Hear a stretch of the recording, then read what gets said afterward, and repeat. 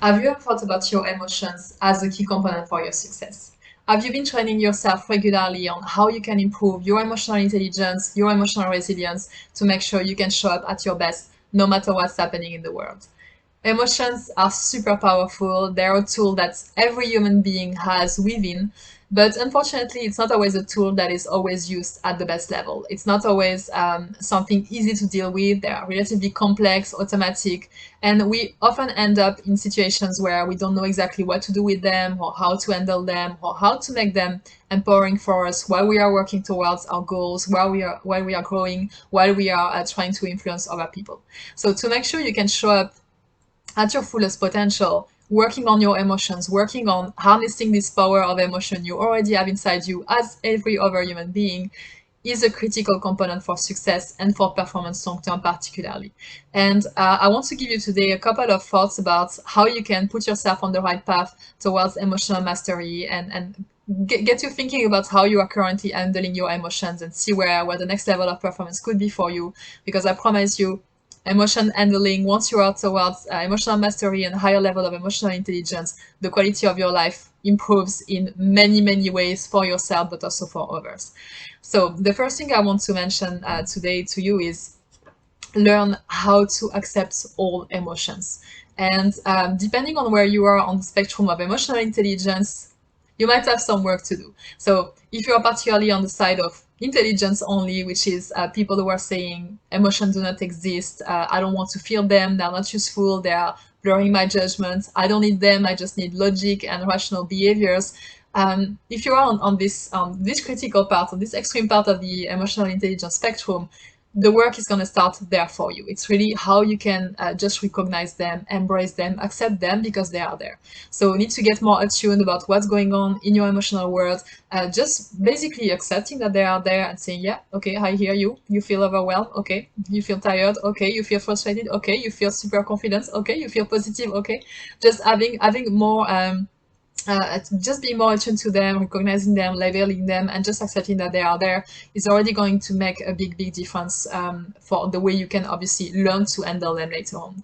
And then the second step, once you've accepted them, that is how you can use them intelligently. Sometimes you have people who are very, very emotional, who are very attuned with their emotions. They really feel them, they know they are there, they know exactly what they are, but they are more stuck into reactivity, let's say, into a position where they don't feel that they have power anymore on how they can handle their emotion to bring them to a position where they are in control. And in this area, if you want to build really emotional intelligence overall, it's really thinking, what can I learn from my emotions? So, okay, I've recognized this is happening. Okay, what is the trigger from that? What could be potential explanation? What could be actions I can take? Is this a signal for me that I need to grow in this specific area? Is this a signal for me that I need to show up more courageous in this relationship and address something that I have not done so far? Whatever it is, emotions are triggered by something, and they can be a good piece of information if you are able to look at them with a curious mindset, without judgment, just a pure neutral place. Okay, this is the emotion. Okay, this is what it's teaching me. Okay, this is what I've learned. This is what I'm going to go and do with it. And having this mindset around looking at the emotion with growth mindset, not judging, not feeling that they are useless. Really, just they are there, accept them, and then work with them intelligently and in a healthier relationship is gonna make a lot of difference if you've not done that work yet. And if you're already working on that, you can still go another level of efficiency, go another level of understanding and clarity that is really helping you as well to move further. The second thing to look at when you are dealing with emotions and helping you go toward mastery is learning to detach emotions from identity. This is one of the biggest traps with emotions. It's how it's impacting us. So emotions are quite automatic, and sometimes we jump as well from I have this emotion and then this is my reaction. This is my behavior towards someone else. This is my action. This is my decision. There is this sense of just impulsive reaction towards an emotion that got just triggered. That is not the case. Emotions are automatic, but the way you react to them are not. The interpretation you give to them is not automatic.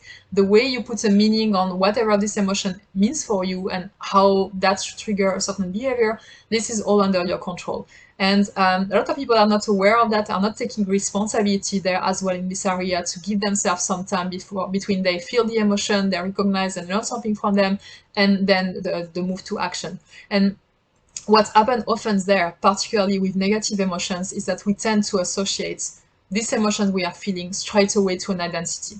Emotions are not who we are. They're just there. They don't even belong to us, actually. They belong to the rest of humanity as well. Everyone feels not confident one day or another. Everyone feels frustrated. They don't even belong to us, but we somehow associate them with identity. So, you know, if you try something and you fail, the emotion might be obviously disappointment or discouragement, and you might straight away say, I'm not good enough. Might be as well that, you know, you say, okay, that thing that really wanted is actually not helping me get where I want to go. That can be some frustration happening there. And it might be, oh, I'm stupid and I don't know what I'm doing in life. All these things, this negative talk happen a lot because we go from emotion to reaction straight away. So really catch yourself there on how you start defining yourself just based on emotions. If you realize you are really using your emotion as a definition for your own identity, it's really time to take responsibility and to disconnect. One easy way to do that is stop saying, I am exhausted, I am angry, I am frustrated. No, say, I feel.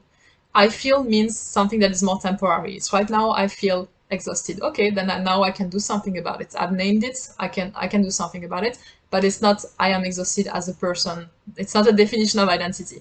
And really think about it also for other people. Sometimes we just jump to conclusion with other people as well. So it's like someone does something that is annoying you and you jump to, okay, I'm annoyed because this person did this and that means this person is stupid. And it's like, no, this person just had their own life, their own emotion, their own world that you don't understand. So stop associating whatever people are doing to their identity as well. And you're going to see a change in the way you are also handling relationship and also yourself, because that's going to help you really be at a higher level in terms of positivity and self-talk, and really feel more empowered naturally. And the first thing I want to mention here is also make sure that you are emotionally fit. And that means having strong foundations for your emotions. Mastery takes some time. Obviously, it's not something that will happen from one day to the other. You're not going to be just able to accept everything and deal with them intelligently. You need to go and have a look as well on how you can, you know, build up on that and learn the skills. And mastery means that you need to have strong foundation to build upon. Mastery for foundations for emotions, very simple. First of all, energy. Make sure that you keep yourself at your highest level possible of energy, physically, mentally, recharged through the year, through the day, through the week. Make sure that you are never going to a low level of energy, because low energy means more reactivity, means obviously your emotions are not going to be as sharp as they could be, and you're not going to be able to do all this work of awareness and you know, postponing the reaction. So make sure that your energy stays high. Look as well at monitoring yourself on a daily basis. So every day look, how did I feel emotionally? How did I handle myself emotionally? Were there other ways I could have done things differently? Was that situation where I know I wasn't at my best level? How did I handle others emotionally as well? So really have a good monitoring system in place to make sure you know exactly where you are in terms of awareness. Be intentional as well. Reactivity is not what your life could be about. You can also decide in most circumstances how you want to experience the day. So you can say, I have this meeting, this is how I want to feel in this meeting. You can put in advance some intention. If you are meeting someone for a coffee, you can say, oh, that's how I want to experience this interaction. You can be very intentional. And same thing when you are doing an activity, you can say, oh, you know what? I don't really look forward to record this video on emotional intelligence, but I'm going to do it with enthusiasm and pure joy, and, you know, go for it and engage in the process.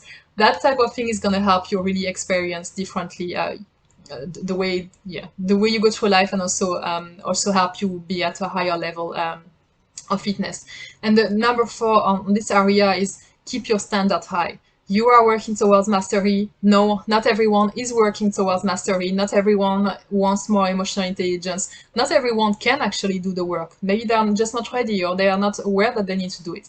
So make sure that you keep yourself accountable for your own behaviors, for your own emotions, for your own interpretation, for your own reaction, and stop looking at whatever else, whoever else is doing something else out there in the world.